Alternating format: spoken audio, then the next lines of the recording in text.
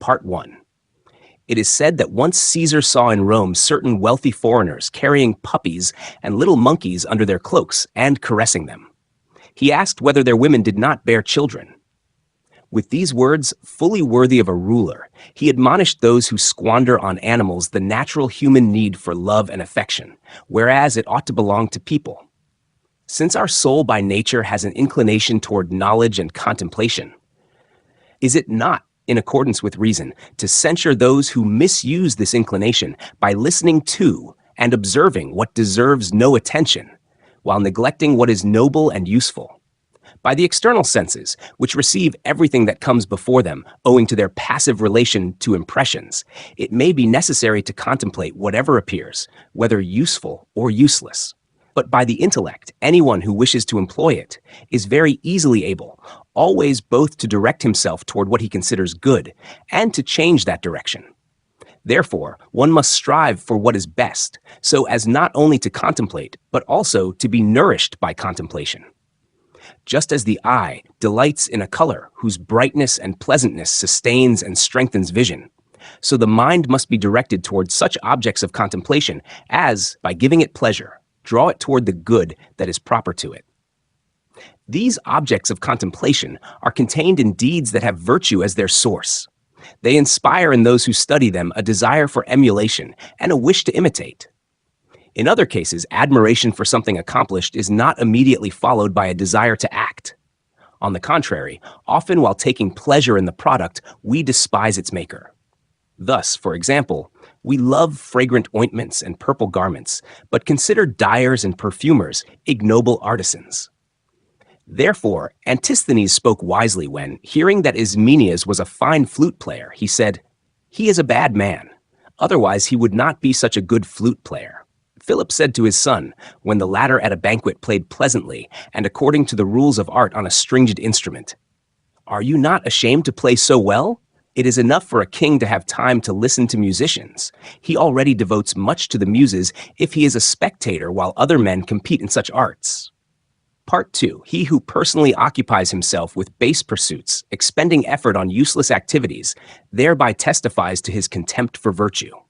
No noble and gifted youth, upon looking at Zeus at Pisa, would wish to become a Phidias, nor, upon seeing Hera at Argos, a Polyclitus, nor would he wish to become an Anacreon, or a Philemon, or an Archilochus, enticed by their compositions. If a work gives pleasure, it does not therefore follow that its author deserves imitation.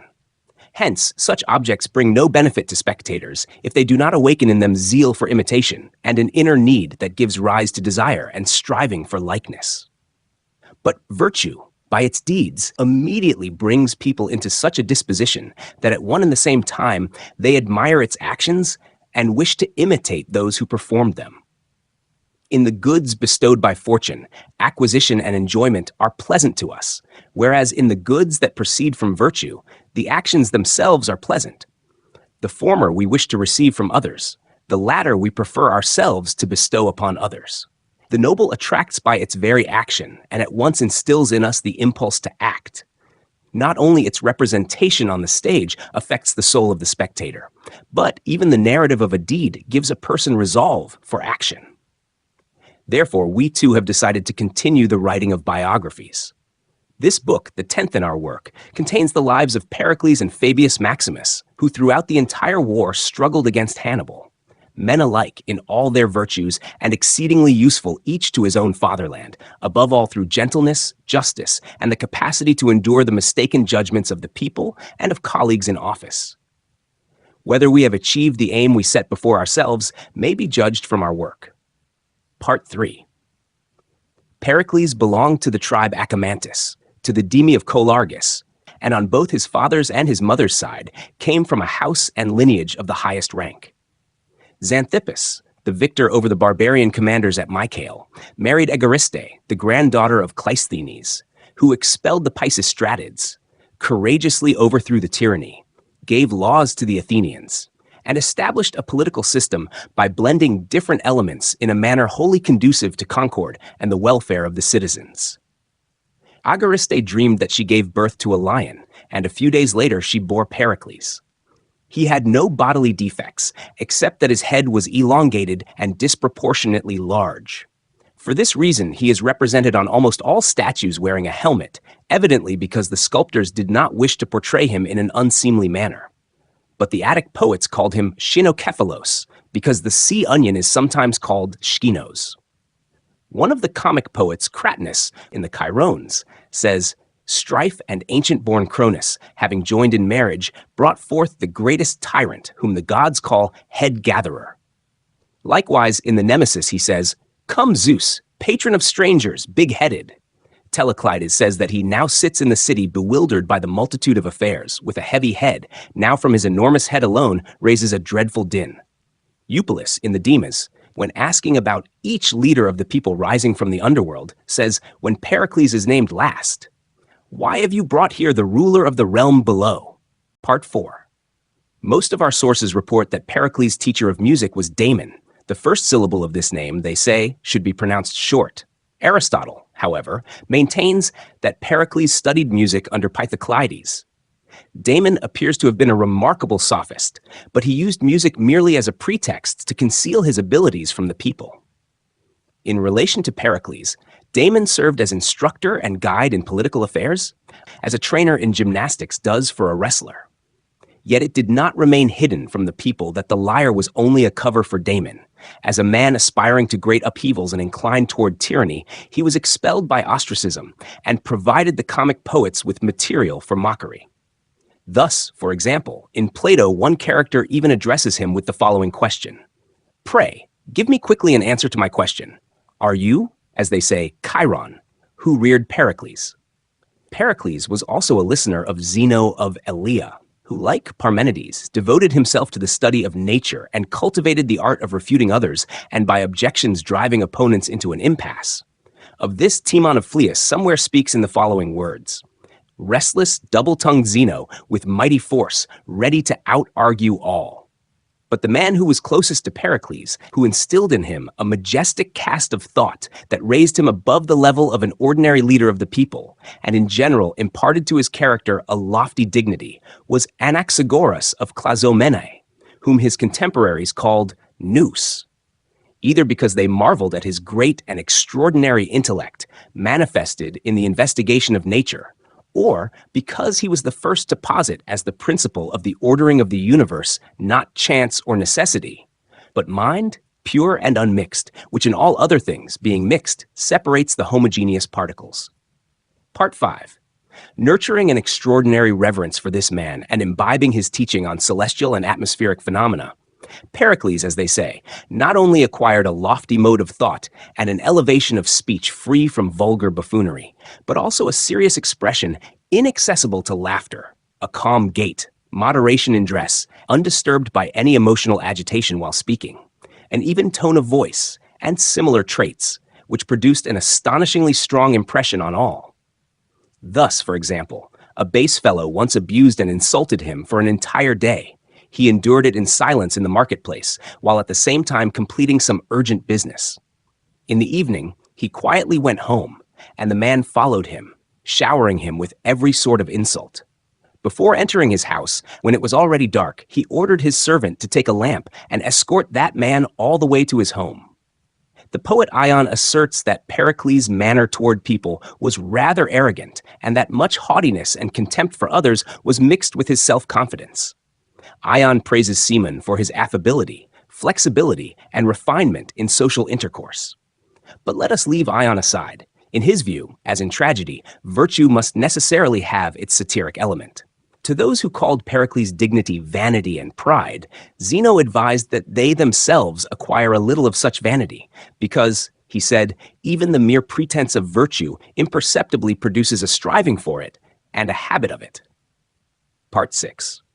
These were not the only benefits Pericles derived from his association with Anaxagoras. Apparently, he rose above the superstitious fear inspired by extraordinary celestial phenomena in people who do not know their causes, lose their reason, and are thrown into confusion by divine matters through ignorance of them. Whereas the study of nature, dispelling fear, gives the human being calm piety and good hopes in place of frightening and morbid superstition. They tell that once a head of a one-horned ram was brought to Pericles from the countryside. The seer Lampon, seeing that the horn which had grown from the middle of the forehead was firm and solid, said that of the two powerful factions now existing in the city, that of Thucydides and that of Pericles, power would pass to the one in whom this portent was fulfilled. But Anaxagoras, splitting open the skull, showed that the brain did not fill its base, but, having the shape of an egg, had gathered from its whole cavity into the place where the root of the horn originated.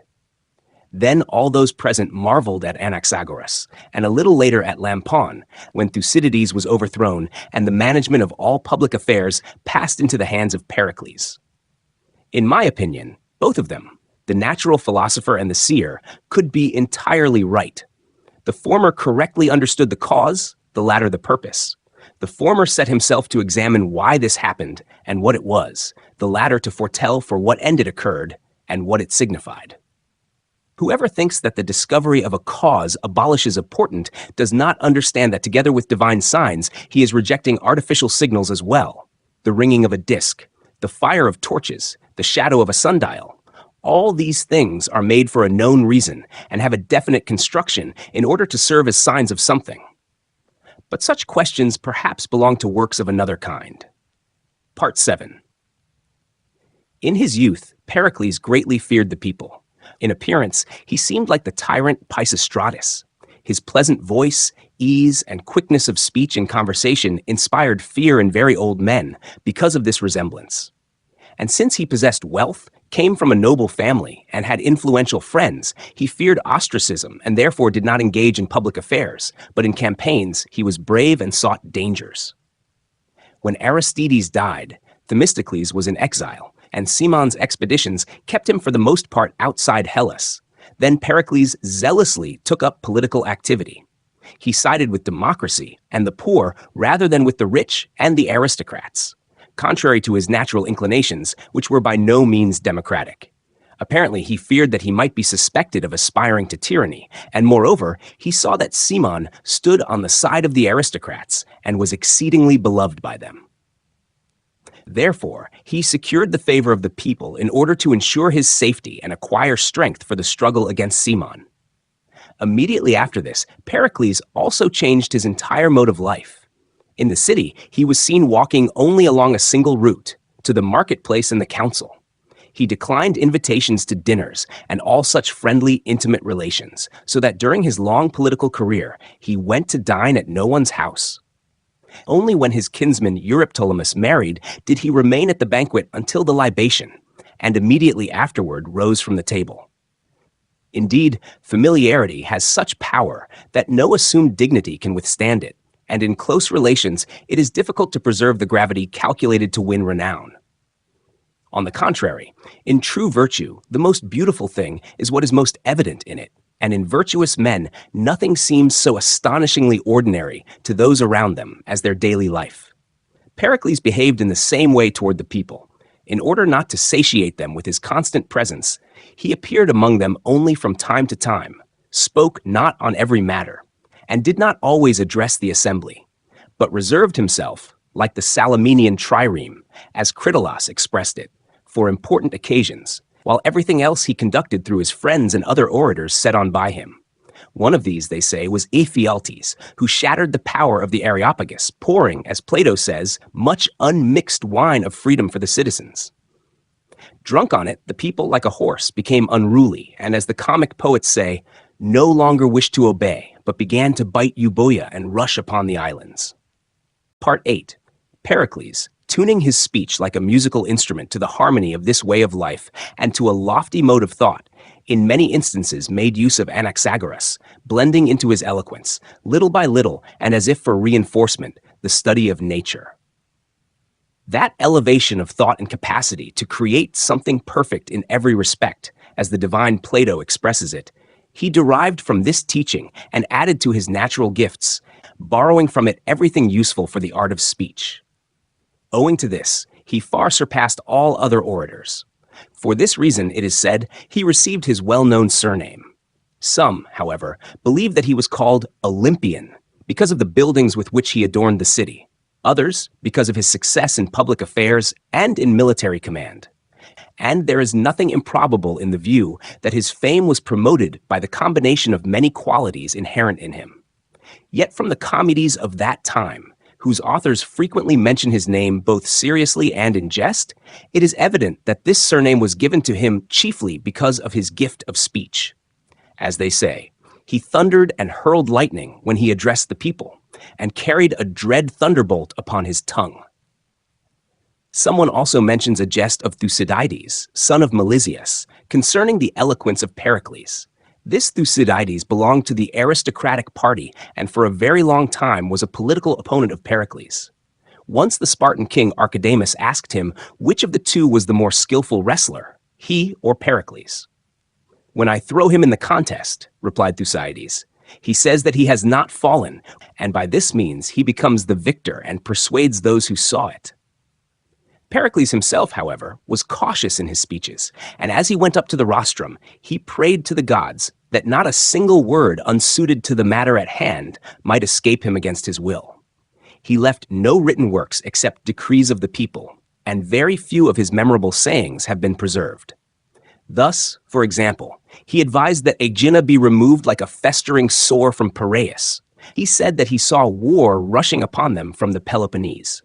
Once, when he and Sophocles were serving together as generals on a naval expedition, and Sophocles praised a handsome boy, Pericles said to him, "A general, Sophocles, must keep not only his hands clean, but his eyes as well." According to Stesimbrotus, when Pericles delivered from the rostrum a funeral oration in memory of the citizens who had fallen on Samos, he called them immortal like the gods. "For we do not see the gods either," he said.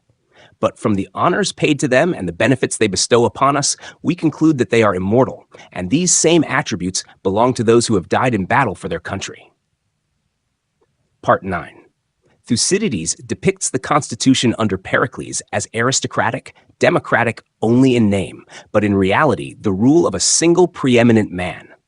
According to the testimony of many other authors, Pericles accustomed the people to cleriches, to receiving money for spectacles, and to receiving payments. As a result of this harmful habit, the people, from being frugal and industrious, under the influence of the political measures of that time, became prodigal and self-willed. Let us consider the cause of this change on the basis of facts. At first, as has been said above, Pericles, in his struggle with the prestige of Cimon, sought to win the favor of the people. He was inferior to Cimon in wealth and in financial resources, by which the latter attracted the poor.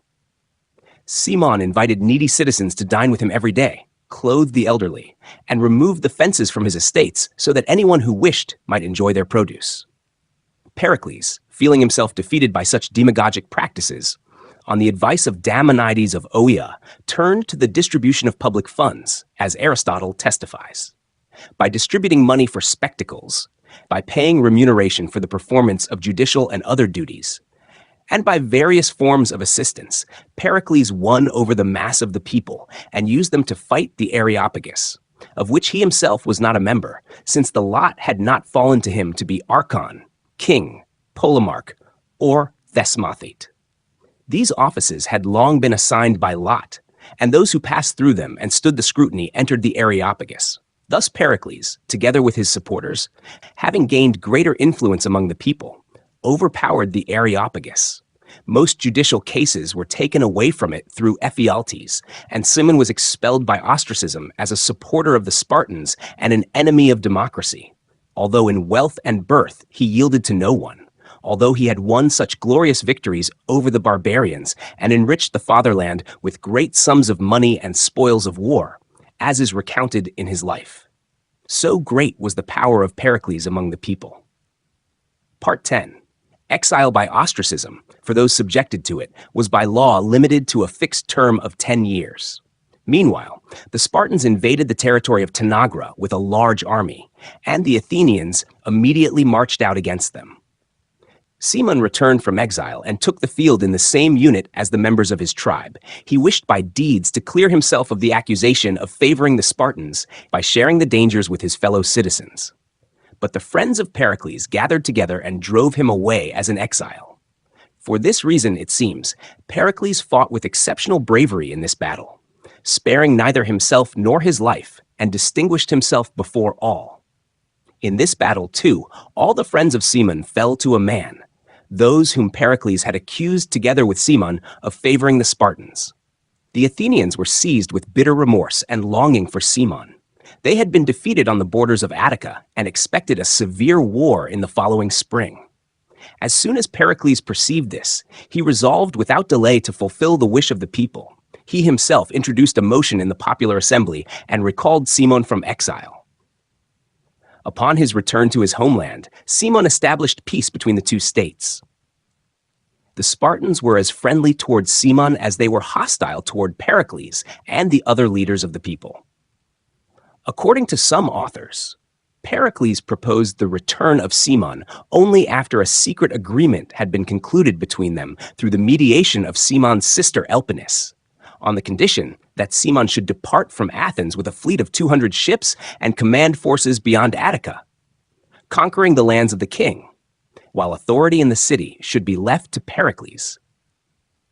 It was also supposed that earlier Elpis had softened the hostility of Pericles towards Cimon when a criminal prosecution had been brought against him, and the people had chosen Pericles as one of the accusers. When Elpis came to him with a request, he smiled and said, "You are too old, Elpis, too old to be doing such things."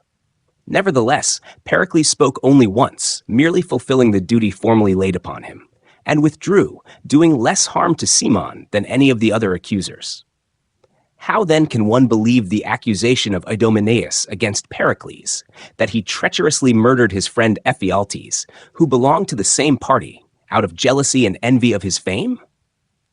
I do not know where he took this from and poured it out, like bile, upon a man perhaps not flawless in all respects, but in any case a man of noble thought and honorable soul, to whom no such savage and brutal passion could cleave.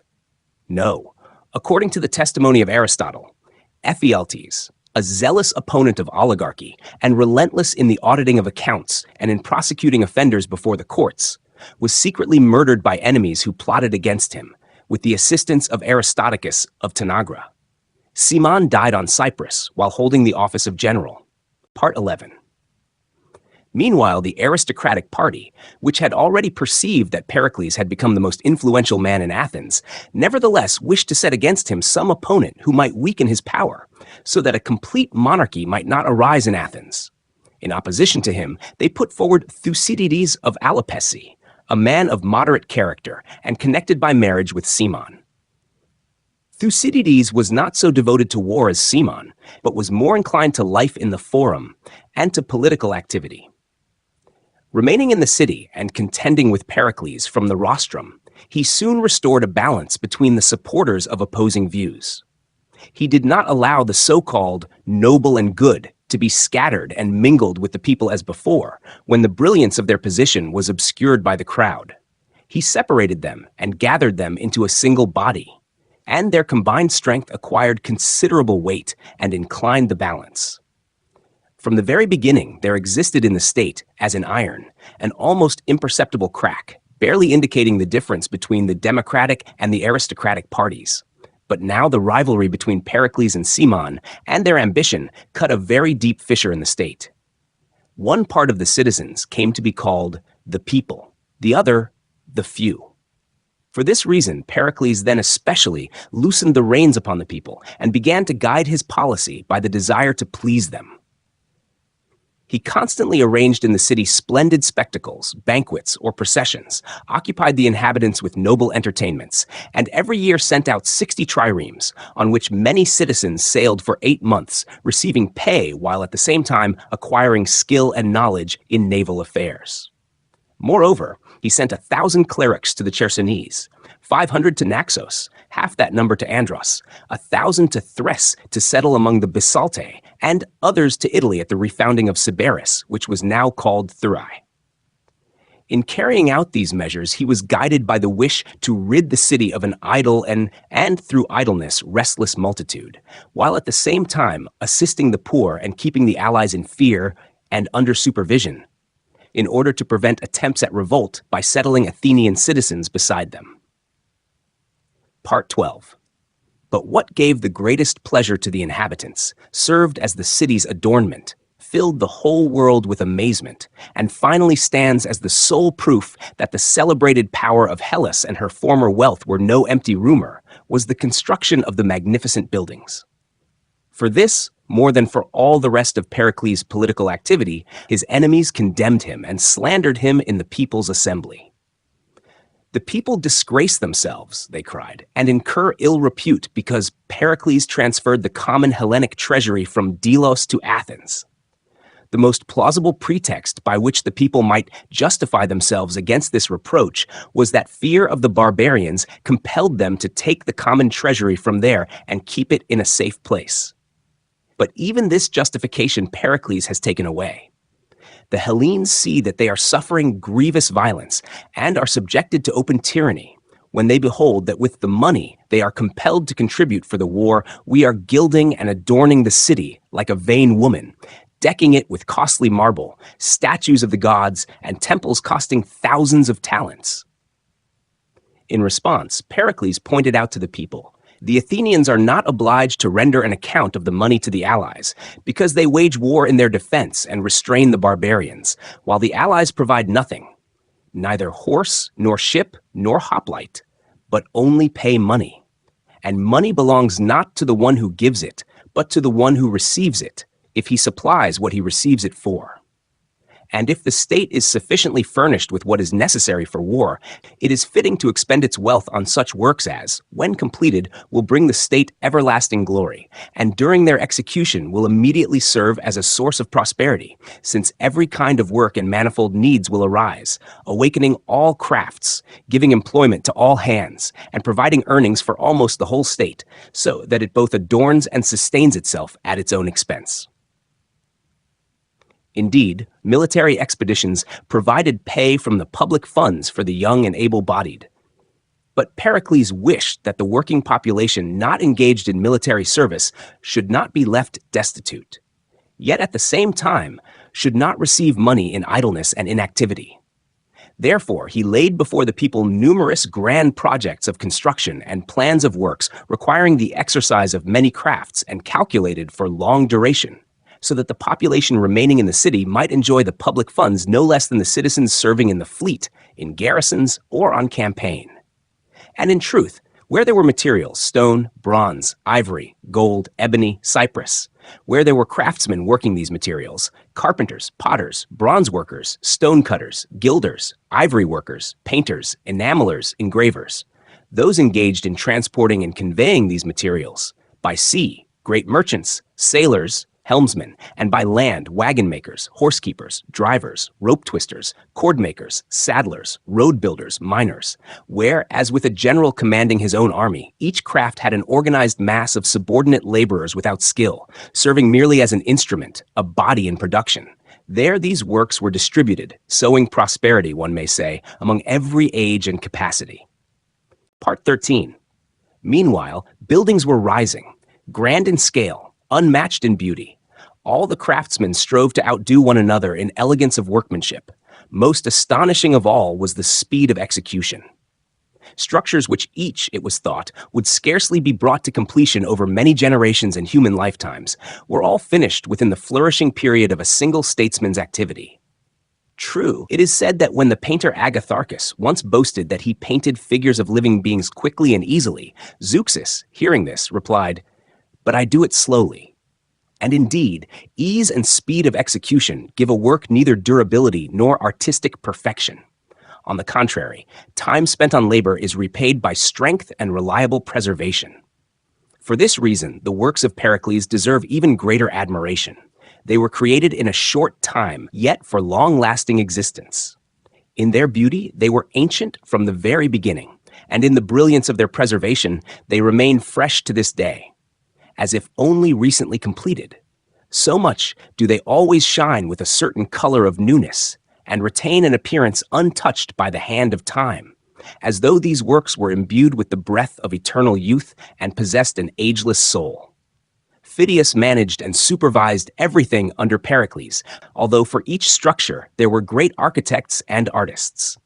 Thus, the Parthenon, the 100-foot temple, was built by Callicrates and Ictinus. The temple for the mysteries at Eleusis was begun by Coroebus, who set up the columns upon the floor and joined them with the architrave. After his death, Metagenes of Zypete added the frieze and the upper columns, and the roof with an opening for light was constructed by Xenocles of Colarges. The long wall, whose construction Pericles proposed, Socrates says he himself heard this, was contracted to Callicrates. Cratinus mocks this building in one of his comedies, saying that it advances slowly. Pericles has long been building everything in words, but no deed is to be seen. The Odeon inside had many seats and columns. Its roof, sloping on all sides, rose from a single peak. It is said to have been built in the likeness of the Persian king's tent, likewise under Pericles' direction. For this reason, Cratinus again jests about it in the Thracian Women. There goes Zeus, and what a head, like an onion. And on his crown he carries his Odeon. No doubt he's glad now, the fear of exile is past. Out of ambition, Pericles then for the first time secured a decree of the people that a musical contest should be held at the Panathenaea.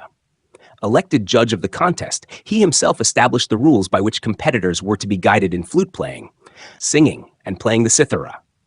Then, as later, musical contests were held in the Odeon. The propylaea of the Acropolis were built over 5 years under the architect Mnesicles. A remarkable incident showed that the goddess had not abandoned the building, but on the contrary, was helping and taking part in its completion. The most energetic and diligent of the craftsmen slipped and fell from a height.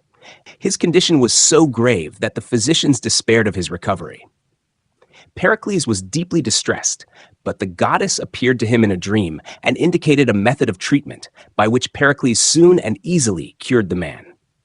On this occasion, Pericles set up a bronze statue of Athena Hygeia on the Acropolis near an altar, which, they say, had existed there before.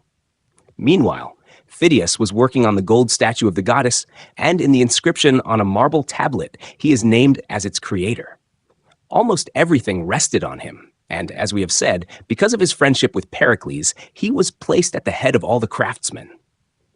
This aroused envy in some and slander in others, claims that Phidias admitted freeborn women for Pericles, who came to view the works. The comic poets seized on this gossip, spread rumors of dreadful licentiousness on Pericles' part, accused him of an affair with the wife of Menippus, his friend and fellow strategist, mocked Pyrilampes for breeding birds, and claimed that, out of friendship with Pericles, he secretly sent peacocks as gifts to women with whom Pericles was intimately involved. Yet should one be surprised at people who make mockery their profession, who deem it their duty to sacrifice to the envious crowd, like to some evil demon, by slandering outstanding men, when even Stesimbrotus of Thasos dared to accuse Pericles of so terrible and impious a crime, known only from myths, an affair with his own son's wife? Thus it seems, in every respect, exceedingly difficult through inquiry to find the truth, when for later generations the time that has passed obscures knowledge of events, and contemporary history itself harms the truth, distorting it on the one hand out of envy and malice, on the other out of favor and flattery. Part 14. Thucydides and the orators of his party raised an outcry that Pericles was squandering money and depriving the state of revenues. Then Pericles in the assembly put the question to the people whether they thought too much had been spent. The answer was that very much had been spent. In that case, said Pericles, let these expenses be charged not to your account but to mine, and on the buildings I shall inscribe my own name. After these words, the people, whether in admiration of the greatness of his spirit or unwilling to concede him the glory of such constructions, cried out that he should charge all expenses to the public account and spend freely, sparing nothing. Finally, he entered into a struggle with Thucydides, risking himself being subjected to ostracism. He succeeded in having Thucydides exiled and shattered the opposing party. Part 15. When in this way discord was completely eliminated and full unity and concord prevailed in the state, Pericles concentrated in himself both Athens itself and all affairs dependent on the Athenians, the contributions of the allies, The armies, the fleet, the islands, the sea, a great power whose sources were both Greeks and barbarians, and supreme dominion safeguarded by subject peoples, friendships with kings, and alliances with minor rulers. But Pericles was no longer the same, not as before, a compliant instrument of the people, readily yielding and indulging the passions of the crowd like gusts of wind. Instead of his former weak, at times somewhat yielding demagogy, akin to pleasant, gentle music, he struck up in politics a tune in an aristocratic and monarchical key, and pursued this policy in accordance with the common good, straight and unbending. For the most part, he led the people by persuasion and instruction, so that the people themselves desired the same things. Yet there were occasions when the people showed dissatisfaction. Then Pericles tightened the reins and, guiding them toward their own good, compelled them to obey his will. Acting exactly like a physician, who, in a prolonged and variable illness, at times allows harmless pleasures and at times applies strong measures and saving remedies. In a people possessing such great power, all kinds of passions naturally arise. Pericles alone knew how to manage them skillfully, steering the people chiefly by hope and fear as by two rudders, at times restraining their reckless self-confidence, at times, when their spirit drooped, encouraging and consoling them. He thereby proved that eloquence, in Plato's words, is the art of governing souls, and that its chief task lies in knowing how to approach correctly the various characters and passions, as though they were certain tones and sounds of the soul, which require the touch or strike of a very skillful hand. Yet the reason for this was not merely the power of words, but, as Thucydides says, the renown of his life and the trust placed in him. All saw his selflessness and incorruptibility. Though he made the city from great into the greatest and richest, though in power he surpassed many kings and tyrants, some of whom concluded treaties with him binding even upon their sons, he did not increase his own fortune by a single drachma beyond what his father had left him. Part 16. Meanwhile, he was all-powerful. Thucydides states this outright, and indirect proof of it lies in the malicious attacks of the comic who call his friends the new Pisistratids and demand of Pericles himself an oath that he will not become a tyrant, since his exceptional position is incompatible with democracy and too oppressive.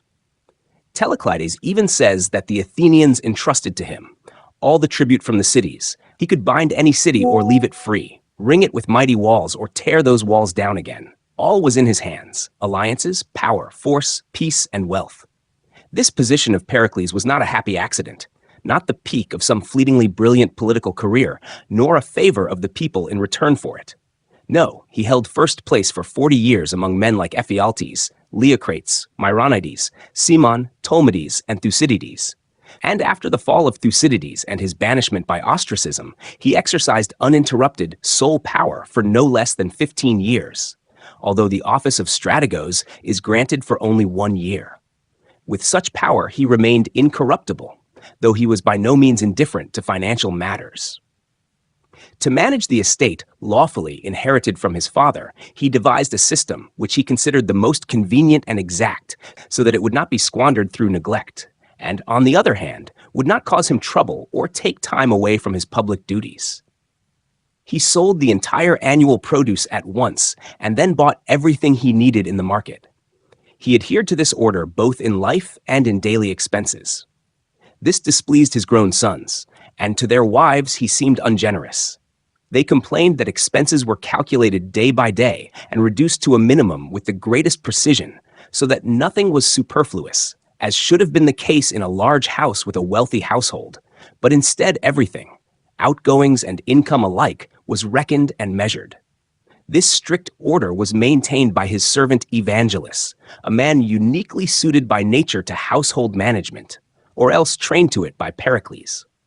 Of course, this does not accord with the philosophy of Anaxagoras, who, inspired from above or prompted by his great spirit, abandoned his house and left his land uncultivated as pasture for sheep. Yet it seems to me that the life of a contemplative philosopher and that of a statesman are not the same. The former directs his mind toward the beautiful, needing no tools or external means, while for the latter, who applies virtue to human needs, wealth may in certain cases not only be necessary but may also serve lofty purposes, as it did for Pericles, who helped many poor fellow citizens. Such an incident is told also of Anaxagoras himself. Once, when Pericles was very busy, Anaxagoras, already an old man, lay unattended, having covered his head in order to end his life by starving himself. When news of this reached Pericles, he rushed to the old man in alarm and begged him to abandon this intention, lamenting not so much Anaxagoras as himself at the thought of losing such a counselor in affairs of state. Then Anaxagoras uncovered his head and said to him, "Pericles, even one who needs a lamp pours oil into it." Part 17. When the Spartans began to view the rise of Athens with displeasure, Pericles, wishing to further awaken civic pride and instill in the citizens a striving for great deeds, brought before the People's Assembly a proposal that all the Hellenes, wherever they lived, whether in Europe or Asia, in small cities or great, should send delegates to a common congress in Athens. There they were to deliberate about the Greek temples burned by the barbarians, about the sacrifices to be offered for the salvation of Hellas in fulfillment of vows made to the gods when they fought the barbarians, about safe navigation for all upon the sea, and about peace. For this purpose, the Athenians sent out 20 men over the age of 50. 5 of them invited the Ionians and Dorians in Asia and the islanders as far as Lesbos and Rhodes. 5 went to the regions of the Hellespont and to Thrace as far as Byzantium. Another 5 were sent to Boeotia, Phocis, and the Peloponnese, and from there through Locris to the mainland as far as Acarnania and Ambracia. The rest traveled through Euboea to the inhabitants of Oida, to the Maliac Gulf, to the Achaeans in Theotis, and to the Thessalians. The envoys urged the Hellenes to come to Athens and take part in deliberations on peace and the common affairs of Hellas. However, nothing of this was actually carried out. Representatives of the cities did not assemble, as they say, because of Spartan opposition, and this attempt failed above all in the Peloponnese. I have included this episode to show the intelligence and grandeur of Pericles' designs. Part 18. As a general, Pericles was famed above all for his caution. He did not willingly enter battle if it was dangerous and its outcome uncertain. He did not imitate those commanders who, by taking risks, achieved dazzling success and aroused universal admiration as great captains, nor did he set them up as models. He constantly told his fellow citizens that, so far as it depended on him, they would be immortal forever. Thus, he saw that Tolmides, son of Ptolemaeus, relying on past successes and enjoying extraordinary honor for his military exploits, was at a wholly unsuitable moment undertaking an invasion of Boeotia. He had already persuaded the bravest and most ambitious young men to take part in the campaign as volunteers. There were 1,000 of them, apart from the rest of the army. Pericles tried to restrain him from this enterprise and to dissuade him in the People's Assembly, uttering on that occasion the famous phrase that even if Tolmides would not listen to Pericles, he would at least make no mistake if he waited for the wisest counselor: time.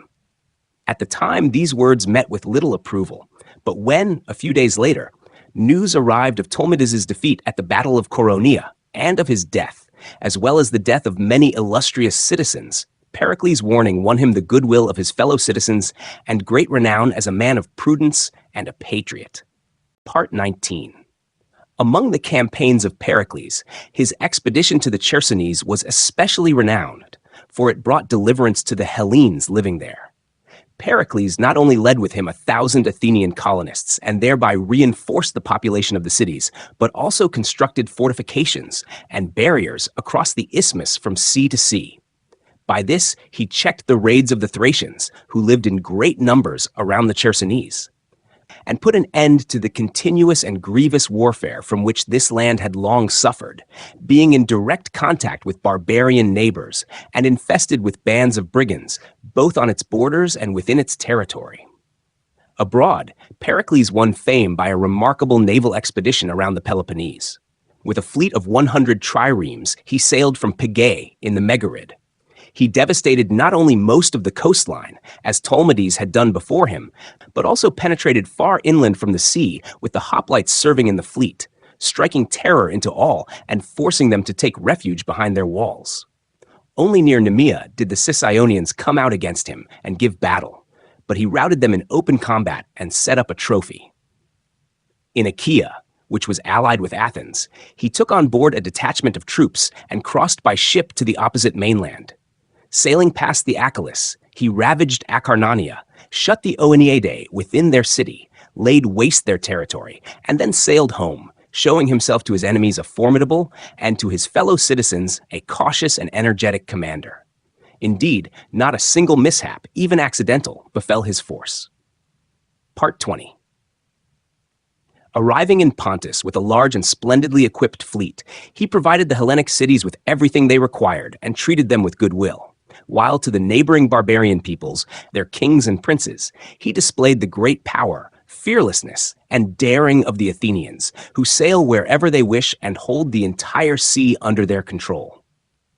To the people of Sinope, Pericles left 13 ships under the command of Lamachus, and a detent of soldiers to oppose the tyrant Timesilius. After the latter and his supporters had been expelled, Pericles carried through a decree in the People's Assembly that 600 Athenians who volunteered should be sent to Sinope. They were to live together with the native citizens, sharing with them the houses and land that had previously been occupied by the tyrants. In other instances, Pericles did not yield to the impulses of his fellow citizens and did not allow himself to be carried away when, elated by their power and such successes, they wished to undertake a new expedition to Egypt and stir up revolt in the coastal regions of the Persian king's dominions. Even then, many were possessed by that fatal and disastrous passion for Sicily, which Alcibiades and the orators who led his party later inflamed. Some even dreamed of Etruria and Carthage, and it cannot be said that such hopes were wholly unfounded, given the vast extent of the Athenian Empire and the favorable course of events. Part 21. Pericles, however, restrained this eagerness of his fellow citizens for enterprises in foreign lands, and sought to discourage their desire to interfere in affairs that were not their own. He directed the forces of the state chiefly toward the defense and consolidation of existing possessions, considering it already a sufficiently important task to check the growth of Spartan power. Accordingly, he was generally ill-disposed towards Sparta. He showed this on many occasions, and most notably by his actions during the Sacred War. When the Spartans, during their expedition to Delphi, handed over to the Delphians the temple that had been in the possession of the Phocians, Pericles immediately marched there with an army and restored it to the Phocians. When the Spartans obtained from the Delphians the privilege of consulting the oracle out of turn and inscribed this decree on the forehead of a bronze wolf, Pericles secured the same privilege for the Athenians and caused the corresponding inscription to be engraved on the right flank of the same wolf. Part 22. Pericles acted rightly in keeping the forces of the Athenians within Hellas, as subsequent events proved. First, Euboea revolted against Athens, and Pericles marched there with an army. Immediately thereafter, news arrived that Megara had entered into hostile relations with Athens, and that a Peloponnesian army under the command of the Spartan king Pleistoanax was stationed on the borders of Attica. Pericles hastily returned from Euboea to conduct the war in Attica. He did not dare to engage in battle with the large and valiant force of hoplites, despite their challenge. But he observed that Pleistoanax, still a very young man, relied chiefly on the advice of Cleandridas, whom the Ephors, because of Pleistoanax's youth, had appointed as supervisor and assistant.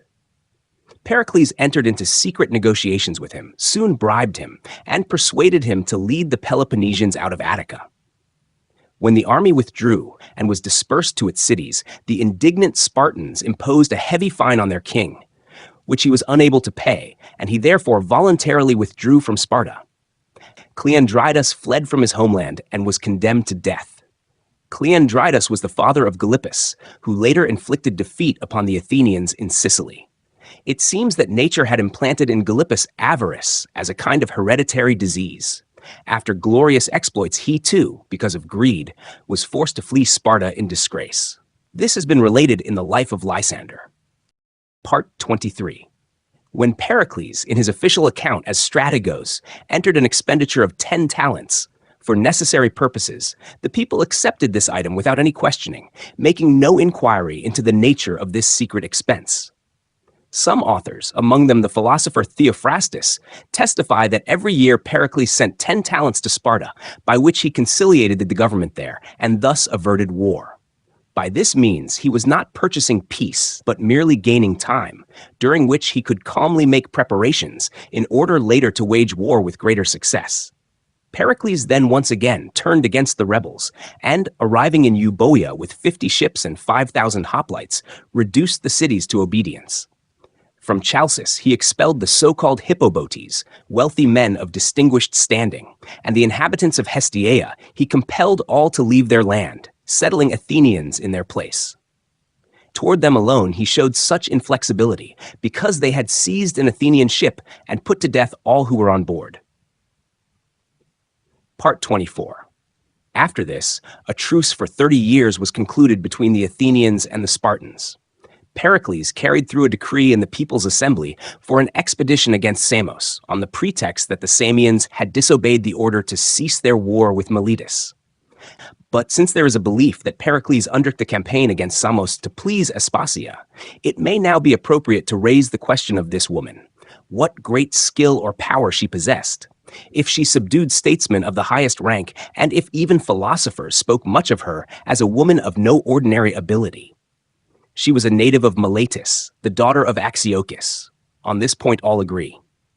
It is said that, following the example of an ancient Ionian woman named Thargelia, she formed relationships only with men of the highest standing. Thargelia, a woman of great beauty who combined charm with political cunning, lived with many leading Greeks and won over all who were closely associated with her to the cause of the Persian king. Through them, as men of high position and influence, she spread Persian influence in the cities. As for Aspasia, some say that Pericles was captivated by her as an intelligent woman with an understanding of state affairs.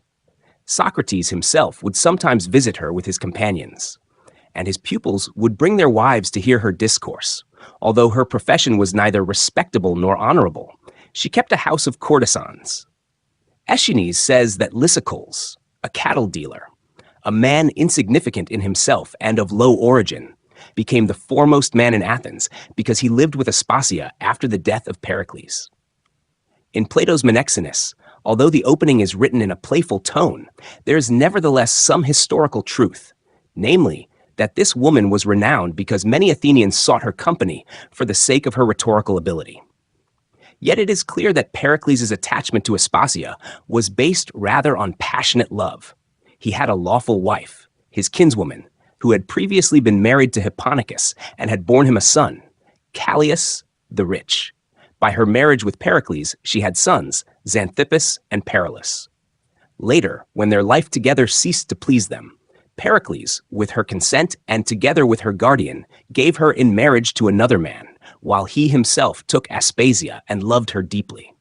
It is said that on leaving his house and on returning from the marketplace, he would greet her every day and kiss her. In the Comedies, she is called a new Omphale, Deianira, or Hera. Cratinus openly calls her a concubine in these verses. Debauchery bore him a Hera, a concubine shameless of gaze. Aspasia is her name. It appears that Pericles had by her an illegitimate son, whom Eupolis introduced in the Dimes, where Pericles himself asks, "And is my bastard still alive?" To this Myronides replies, "Yes, he would long since be a man, but shame restrains him, kin to a harlot is he." They say that Aspasia attained such renown and fame that even Cyrus, the one who waged war against the Persian king for the throne, gave the name Aspasia to his favorite concubine, who had previously been called Milto. She was a Phocian, the daughter of Hermodamus. When Cyrus fell in battle, she was taken to the king, with whom she enjoyed great influence. To pass over and omit this episode, which has come to mind in recounting these later events, would perhaps be unnatural. Part 25. Thus Pericles was accused of having carried through the decree for the expedition against Samos, chiefly for the sake of Miletus, at the request of Aspasia. These cities were at war over Priene. The Samians were prevailing and refused to obey the Athenians' order to cease hostilities and submit the dispute to arbitration at Athens.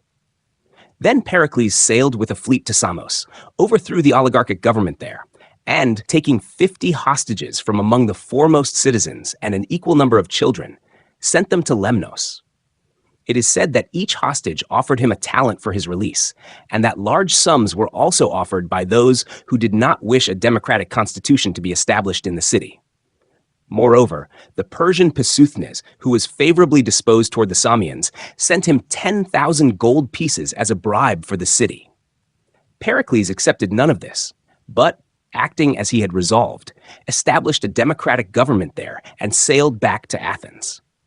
The Samians immediately revolted. Passuthnes stole away the hostages for them and made all preparations for war.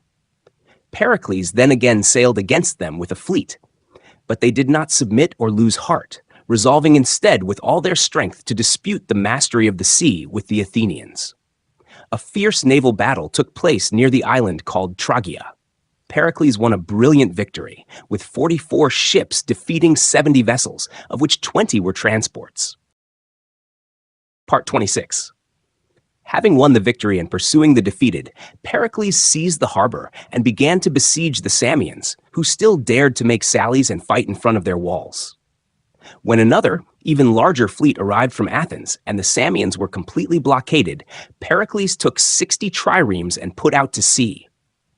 According to most of our sources, he intended to meet the Phoenician fleet sailing to the aid of Samos and to give it battle as far away from Samos as possible.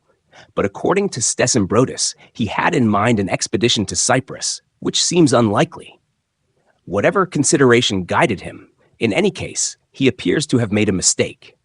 After his departure, the philosopher Melissus, son of Atagenes, who was then one of the Samian generals, seeing the small number of ships or the inexperience of the opposing commanders and treating the enemy with contempt, persuaded his fellow citizens to attack the Athenians. A battle took place in which the Samians were victorious. They took many prisoners, destroyed many ships, gained free command of the sea, and procured supplies necessary for the war which they previously lacked.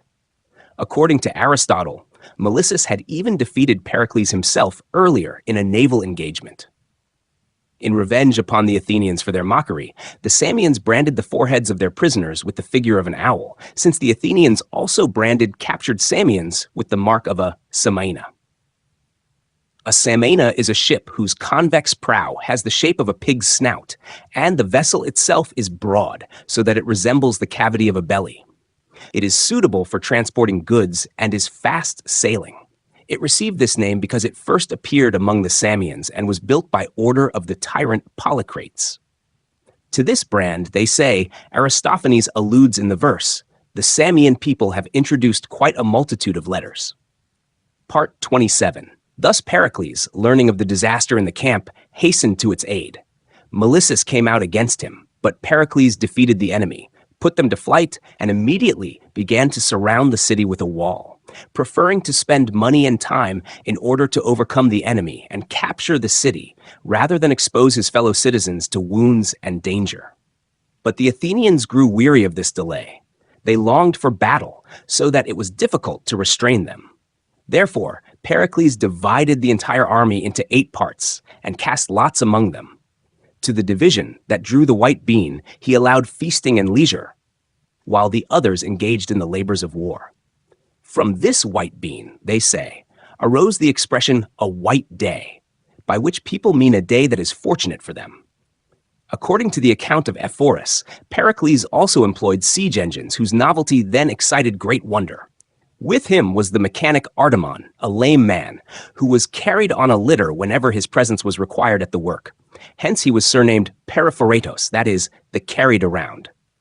This fact is disputed by Heraclides Ponticus on the basis of verses of Anacreon, in which Artemon Periphoretos is mentioned several generations before the Samian War and these events. This Artemon, according to Heraclides, was a man soft, faint-hearted, and cowardly, who for the most part stayed at home, while 2 servants held a bronze shield over his head so that nothing might fall upon him from above. If he needed to go out of the house, he was carried on a small hanging couch close to the ground. For this reason, he too was called Periphoretos. Part 28. In the 9th month of the siege, the Samians surrendered. Pericles demolished their walls, took away their ships, and imposed upon them a heavy monetary indemnity. Part of it the Samians paid at once. The remainder they undertook to pay at a fixed time, giving hostages as security. Durus of Samos adds to this, in a tragic tone, an account of dreadful cruelty with which he accuses the Athenians and Pericles. But it is mentioned by neither Thucydides, nor Ephorus, nor Aristotle, and the story of cruelty appears to be a fabrication. He says that Pericles brought the Samian ship commanders and soldiers to Miletus, and there kept them bound to boards in the marketplace for 10 days, and finally, when they were already exhausted, ordered them to be killed by blows of a club to the head, and their bodies to be cast out without burial. But Durus is not accustomed to adhere to the truth in his narrative, even where he has no personal interest. All the more in this case, it seems, he exaggerated the misfortunes of his native city in order to bring reproach upon the Athenians. After the subjugation of Samos, Pericles returned to Athens, arranged solemn funerals for the warriors who had fallen in the war, and, according to custom, delivered an oration over their graves, which filled everyone with admiration. As he descended from the platform, all the women greeted him, placing wreaths and ribbons upon him, as upon a victor in public games. But Elpinice approached him and said, "Yes, Pericles, your deeds are worthy of admiration and wreaths. You have destroyed many of our good citizens, not in war against Phoenicians and Medes, as my brother Cimon did, but in the conquest of a city allied and akin to us." To these words of Elpinice, Pericles, with a slight smile, is said to have replied with a verse of Archilochus, "An old woman should not anoint herself with myrrh." After the subjugation of Samos, as Ion relates, Pericles became exceedingly proud. Agamemnon took a barbarian city in 10 years, but he had subdued the foremost and strongest of the Ionians in 9 months. And such a consciousness of his merits cannot be called unjust. This war, in fact, involved great danger, and its outcome was very uncertain, if it is true, as Thucydides asserts, that the Samians very nearly wrested command of the sea from the Athenians. Part 29. After this, when the waves of the Peloponnesian War were already rising, Pericles persuaded the people to send aid to Corcyra, which had been attacked by Corinth, and to attach to themselves an island strong in fleet power, since the Peloponnesians were on the point of beginning war against Athens. When the people passed a decree to render assistance, Pericles sent only 10 ships, entrusting their command to Lacedaemonius, the son of Cimon, as if in mockery of him. Between the house of Cimon and the Spartans, there existed very friendly and cordial relations. Pericles supposed that if Lacedaemonius, during his command, accomplished nothing important or outstanding, he could be accused all the more of devotion to Sparta. Therefore he gave him so few ships and sent him on the expedition against his will. In general, Pericles constantly opposed the advancement of Cimon's sons, pointing out that even by their names they were not true Athenians, but foreigners and aliens. Indeed, one of them was named Lacedaemonius, another Thessalus, a third Eleus. There was a rumor that all of them were sons of a single Arcadian woman. Pericles was censured for having given only 10 triremes. It was said that he had rendered little help to the Corcyraeans, who needed it, but had instead furnished his opponents with a strong ground for accusations. Then Pericles sent another, larger squadron to Corcyra, but it arrived after the battle had already taken place. The irritated Corinthians complained to Sparta against the Athenians. The Megarians joined them, accusing the Athenians of barring them, contrary to common law and to the oaths among the Hellenes, from access to all markets and all harbors under Athenian control. The Aeginetans also believed that they were suffering wrongs and violence, but they complained to the Spartans secretly, not daring to accuse the Athenians openly. At the same time, Potidaea, a Corinthian colony but subject to the Athenians, revolted against them. The Athenians began to besiege it, and this further hastened the outbreak of war.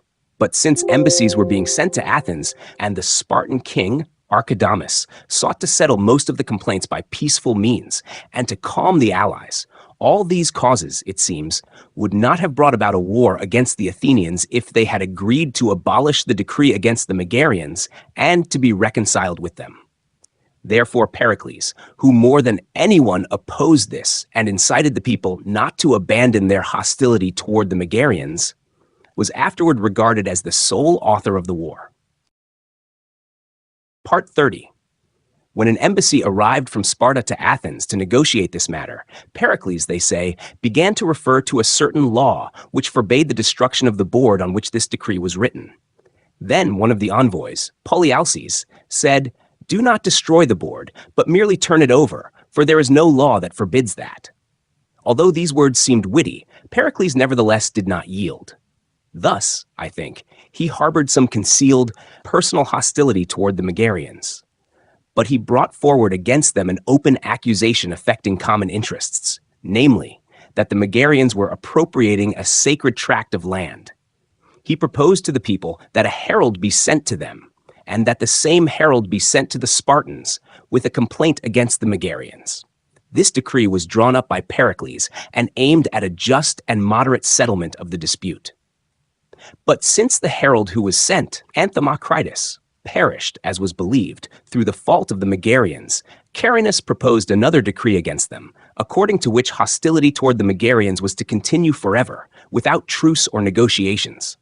Any Megarian who set foot on Attic soil was to be put to death, and the generals, when taking the ancestral oath, were to add to it a vow that twice each year they would invade Megarian territory.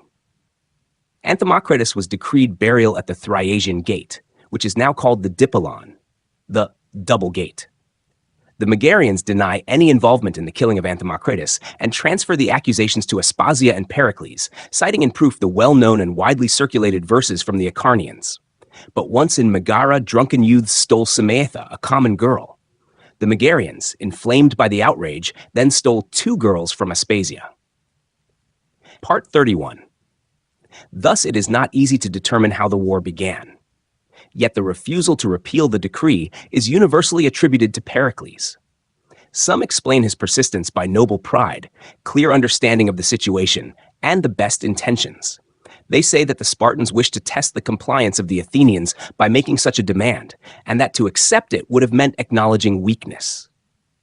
Others see in his haughty attitude toward the Spartans nothing but stubbornness and rivalry, a desire to display his power. But the gravest accusation, supported by most witnesses, is approximately as follows. The sculptor Phidias undertook the making of the statue, as mentioned above. Since he was a friend of Pericles and enjoyed great influence with him, he had many personal enemies and jealous rivals. Others wished to test the disposition of the people to see how they would act in the event of a trial against Pericles. They persuaded one of Phidias' assistants, Menon, to sit in the marketplace in the posture of a suppliant and request permission to make an accusation against Phidias with impunity. The people received the denunciation favorably. When the case was examined in the assembly, no proof of theft was found. On the advice of Pericles, Phidias had from the outset so attached the gold to the statue and so arranged it that it could all be removed and weighed, which Pericles now proposed that the accusers should do. But envy pursued Phidias for the glory of his works, especially because, in carving the battle with the Amazons on the shield, he portrayed himself as a bald old man lifting a stone with both hands. Likewise, he placed there a splendid portrait of Pericles fighting an Amazon. The hand of Pericles, holding a raised spear before his face, was rendered with such skill that although it seemed intended to conceal the likeness, it was visible from both sides.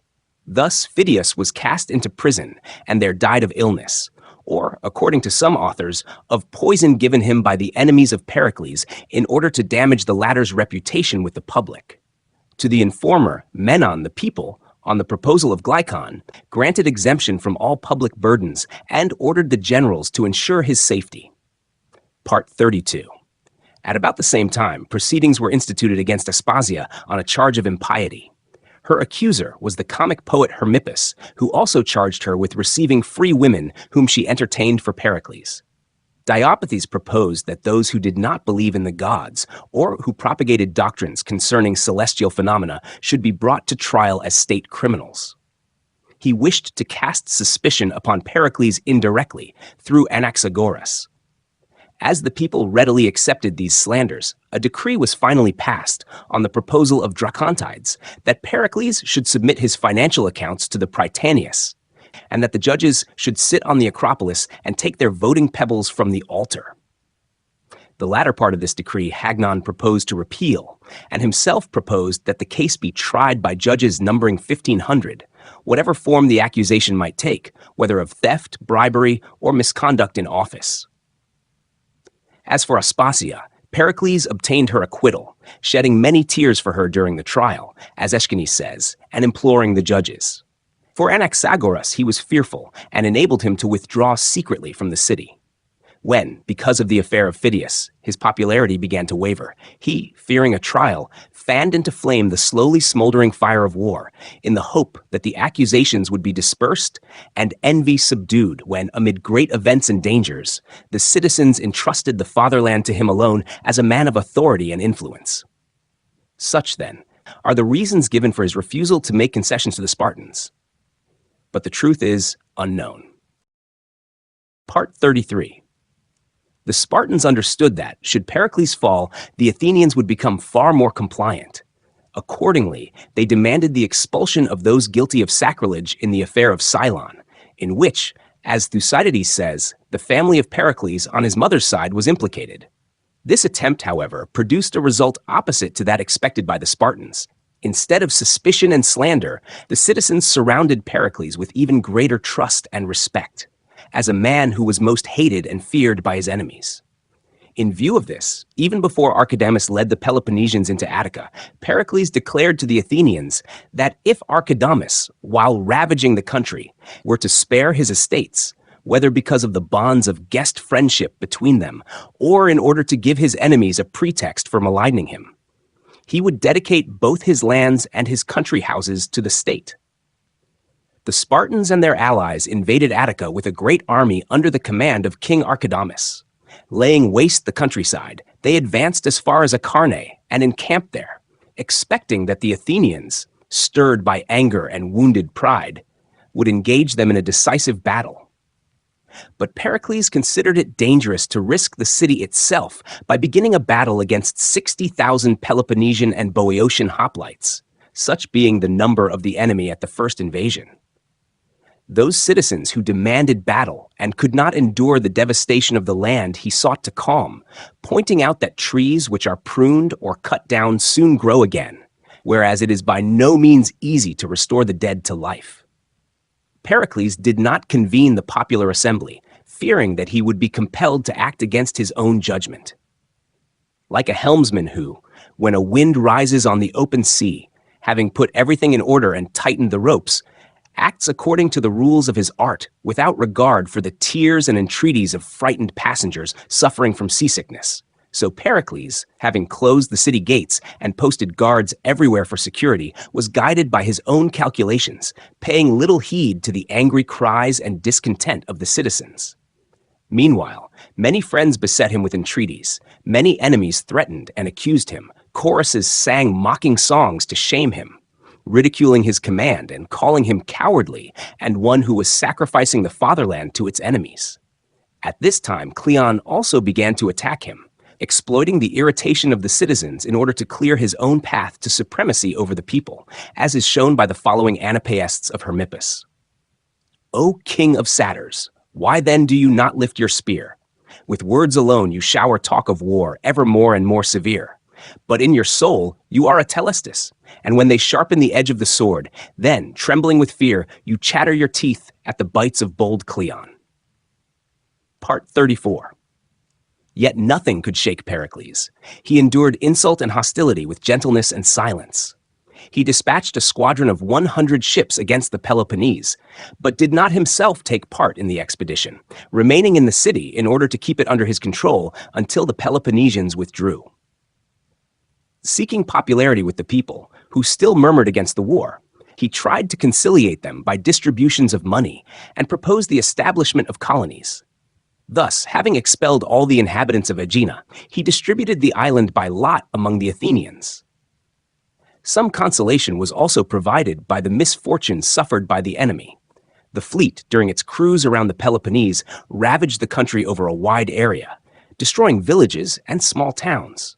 And by land, Pericles himself led an invasion into the Megarian territory and devastated it entirely. Undoubtedly, the enemies, while inflicting much harm upon the Athenians on land, yet themselves suffering great damage from them at sea, could not have waged the war for so long, but would soon have been exhausted, as Pericles had predicted from the outset, had not some divine power counteracted human calculations. However, first there broke out a devastating plague, which swept away the youth in the flower of their age and strength. The disease had a harmful effect both on the bodies and on the minds of the citizens. They became embittered against Pericles. As people driven mad by illness insult a physician or a father, so the Athenians, at the instigation of his enemies, began to treat Pericles badly. These said that the plague was caused by the crowding of the rural population into the city, when vast numbers of people in the summer season were forced to live together, lying packed in narrow huts and stifling sheds, leading a sedentary and idle life instead of their former existence in the open air and wide spaces, and that the blame lay with the man who, in connection with the war, had driven the country folk within the city walls, made no use of so great a mass of people, but calmly looked on while men, shut up like cattle, infected one another, and gave them no opportunity to change their condition and breathe fresh air. Part 35. In order to remedy this calamity, and at the same time to inflict some harm upon the enemy, Pericles equipped 150 ships, embarked on them many brave hoplites and cavalrymen, and was already preparing to put to sea. Such a great force inspired the citizens with high hopes and struck no less fear into the enemies. The troops had already boarded the ships, and Pericles himself had gone up onto his trireme, when suddenly a solar eclipse occurred, darkness fell, and all were seized with terror, regarding it as an important omen. Pericles, seeing the fear and complete confusion of the helmsman, raised his cloak before his eyes and, covering him, asked whether there was anything disastrous in this, or whether he regarded it as an omen of some calamity. The helmsman replied that there was not. "In what then does that phenomenon differ from this," said Pericles, "except in that the object which caused the darkness is larger than the cloak?" Such a story is related in the lectures of philosophers. Be that as it may, Pericles sailed, but as it appears, he accomplished nothing such as might have been expected after preparations so imposing. Among other things, the siege of sacred Epidaurus, though there was hope of taking it, achieved no success because of the disease, which was destroying not only the soldiers themselves, but also all who in any way came into contact with the army. These misfortunes aroused intense anger among the Athenians against Pericles. He tried to calm and encourage them, but could not allay their wrath or persuade them otherwise. Their resentment ended only when, with pebbles in their hands, they voted against him and, having acquired full authority, deprived him of the office of strategos and imposed a monetary fine. Our sources place the minimum amount of the fine at 15 talents and the maximum at 50. According to Idomeneus, the accuser in the indictment was Cleon. According to Theophrastus, Simmias, while Heracleides of Pontus names Lacratidas. Part 36. The popular agitation, however, did not last long. Having struck Pericles, the people laid aside their anger, as a bee leaves its sting. At home, however, his situation was grievous. During the epidemic, he lost many close relatives, and family discord had long troubled him. The elder of his legitimate sons, Xanthippus, was by nature extravagant, and moreover had a young and spoiled wife, the daughter of Tisander, son of Epicles. Xanthippus was dissatisfied with his father's frugality, since Pericles gave him money sparingly and in small amounts. Once he sent to one of his father's friends to borrow money, pretending that it was on Pericles' instructions, and obtained it. When the lender later demanded repayment, Pericles even instituted legal proceedings against him. The young Xanthippus was distressed by this, abused his father, and at first ridiculed his domestic philosophical discussions and his conversations with the sophists. Thus, when a pentathlete accidentally killed Epitimus of Pharsalus with a javelin, Pericles, according to Xanthippus, spent the whole day reasoning with Protagoras about who, in essence, should be regarded as responsible for the accident: the javelin, the thrower, or the officials of the contest. In addition, Xanthippus, according to the testimony of Stesimbrotus, spread a shameful slander among the people concerning his own wife, and in general the young man retained an irreconcilable hostility toward his father until his death, for Xanthippus fell ill during the epidemic and died. At that time, Pericles also lost his sister and the greater part of his relatives by marriage and friends, who had been very useful assistants in his public activity. Yet he did not succumb under the burden of misfortunes and did not lose greatness of spirit or firmness. No one ever saw him weeping, either at the funerals of his relatives or later at their graves, until at last he also lost the last of his legitimate sons, Pericles. This misfortune broke him. He tried to preserve his composure and maintain inner firmness, but when he placed the wreath upon the dead, he could not withstand his grief at the sight of him, burst into sobs, and was overcome by tears. Nothing like this had happened to him throughout his life. Part 37. Meanwhile, the Athenians tested other generals and orators to see how fit they were to conduct the war. But none of them possessed either influence sufficient for such high authority or the prestige required to ensure its proper exercise. The Athenians regretted Pericles and called him back to the speaker's platform and to the headquarters of the generals. But Pericles lay at home, crushed by grief, and only Alcibiades and other friends persuaded him to go to the agora. The people asked him to forgive their injustice, and Pericles again assumed the management of affairs and was elected strategos. Immediately thereafter, he demanded the repeal of the law concerning illegitimate children, which he himself had formerly introduced, so that, since he had no heirs, his family and name might not be extinguished altogether. The history of this law is as follows. Long before, when Pericles was at the height of his political power and had, as stated above, legitimate children, he proposed that only those should be regarded as Athenian citizens whose father and mother were both Athenians. When the Egyptian king sent the people a gift of 40,000 medimni of grain, and it became necessary to distribute it among the citizens, numerous lawsuits arose on the basis of this law against illegitimate persons, whose origin had previously either been unknown or overlooked. Many also fell victim to false accusations. On this ground, nearly 5,000 persons were convicted and sold into slavery, while the number of those who retained the rights of citizenship and were recognized as true Athenians amounted to 14,240. Although it seemed strange that a law applied with such severity against so many should be repealed precisely in favor of its author, the Athenians were softened by Pericles' family misfortune. They believed that he was suffering a kind of punishment for his former pride and self-confidence. Considering that the calamity which had befallen him was a chastisement sent by an angry deity, and that his request was so natural for a human being, the Athenians allowed him to enroll his illegitimate son in the register of the Phratria, and to give him his own name. This son of Pericles later won a victory over the Peloponnesians in the naval battle near the Arginusae Islands, and was executed together with the other generals by decision of the people. Part 38.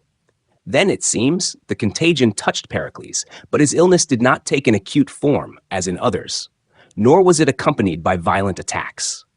It was quiet and lingering, with various fluctuations, slowly exhausting the body and gradually undermining his mental strength. Theophrastus, for example, in his ethical treatise, where he raises the question whether a person's spiritual nature is altered by external circumstances, and whether courage is lost under the pressure of bodily suffering, relates that Pericles showed to one of his friends who visited him an amulet which the women had hung around his neck. By this he wished to indicate how ill he was, since he was willing to tolerate even such an absurdity. When Pericles was already near death, the best citizens and his surviving friends were sitting around him. They spoke of his high qualities and political power, enumerated his achievements and the number of trophies. He had set up 9 trophies in memory of victories won under his command for the glory of the fatherland. Thus they spoke among themselves, thinking that he had already lost consciousness and did not understand them. But Pericles listened attentively to all this and, interrupting their conversation, said that he was surprised they praised and recalled such merits of his, in which fortune had an equal share and which many generals had already possessed, while they said nothing of the most glorious and important of his services. No Athenian citizen, he added, has put on a black cloak because of me. Part 39. Thus, in this man there is worthy of admiration not only the moderation and gentleness which he preserved in his extensive activity amid fierce hostility, but also the nobility of his way of thinking. He regarded as his greatest merit the fact that, holding so high an office, he never gave free rein to envy or anger, and never looked upon anyone as an irreconcilable enemy. In my view, the well-known nickname applied to him, naively proud as it may seem, was deserved and can arouse no envy in anyone precisely because the man called Olympian was of such a kindly nature, and his life, despite his power, remained pure and untainted. In a similar manner, we acknowledge that the gods, who by their very nature are sources of good but not authors of evil, rightly rule and reign over the world. We do not agree with the poets, who, confusing us with ignorant doctrines, refute themselves by their own inventions. The place where, according to them, the gods dwell they call a secure and unshakable abode, where there are neither storms nor clouds, where the sky is gentle and clear, and the purest light shines eternally. Such a life, they say, most befits a blessed and immortal being. Yet the life of the gods themselves they depict as full of strife, enmity, anger, and other passions unbecoming even to rational human beings. These questions, however, perhaps belong to another kind of writing.